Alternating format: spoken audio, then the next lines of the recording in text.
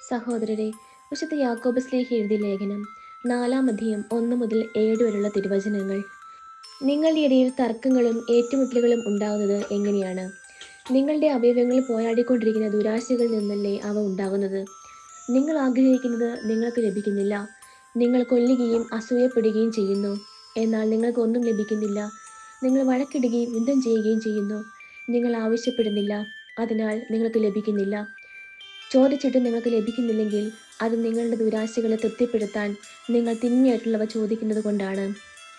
വിശ്വാസത്തെ പുലർത്താത്തവരെ, ലോകത്തോടുള്ള മൈത്രി ദൈവത്തോടുള്ള ശത്രുതയാണെന്ന് നിങ്ങൾ അറിയുന്നില്ലേ? ലോകത്തിന്റെ മിത്രമാകാൻ ആഗ്രഹിക്കുന്നവൻ തന്നെ ദൈവത്തിന്റെ ശത്രുവാക്കുന്നു. നമ്മൾ നിക്ഷേപിച്ചിരിക്കുന്ന ആത്മാവിനെ ദൈവം അസൂയോടെ അഭിലഷിക്കുന്നു എന്ന തിരുവെഴുത്ത് വൃഥ ആണെന്ന് നിങ്ങൾ വിചാരിക്കുന്നുവോ? അവിടുന്ന് കൃപാവരം ചൊരിയുന്നു. അതുകൊണ്ടാണ് ഇങ്ങനെ എഴുതിയിരിക്കുന്നത്: ദൈവം അഹങ്കാരികളെ എതിർക്കുകയും എളിമയുള്ളവർക്ക് കൃപ കൊടുക്കുകയും ചെയ്യുന്നു. ആകയാൽ ദൈവത്തിന് വിധേയരാകുവിൻ, പിശാചിനെ ചേർത്ത് നിൽക്കുവിൻ, അപ്പോൾ അവൻ നിങ്ങളിൽ നിന്ന് ഓടിയകന്നുകൊള്ളും. നമ്മുടെ കർത്താവായ മിശിഹായ്ക്ക് സ്തുതി.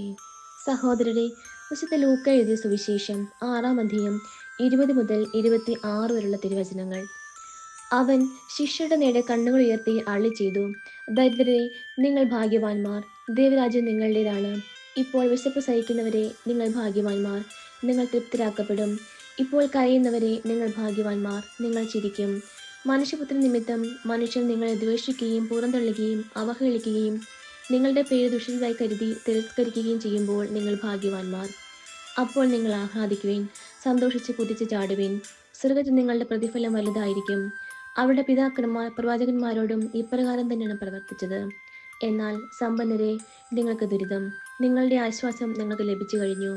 ഇപ്പോൾ സംതൃപ്തരായി കഴിയുന്നവരെ, നിങ്ങൾക്ക് ദുരിതം, നിങ്ങൾക്ക് വിശക്കും. ഇപ്പോൾ ചിരിക്കുന്നവരെ, നിങ്ങൾക്ക് ദുരിതം, നിങ്ങൾ ദുഃഖിച്ച് കരയും.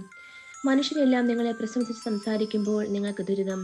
അവരുടെ പിതാക്കന്മാർ വ്യാജപ്രവാചകന്മാരോടും അങ്ങനെ തന്നെ ചെയ്തു. നമ്മുടെ കർത്താവായ മിശിഹായ്ക്ക് സ്തുതി.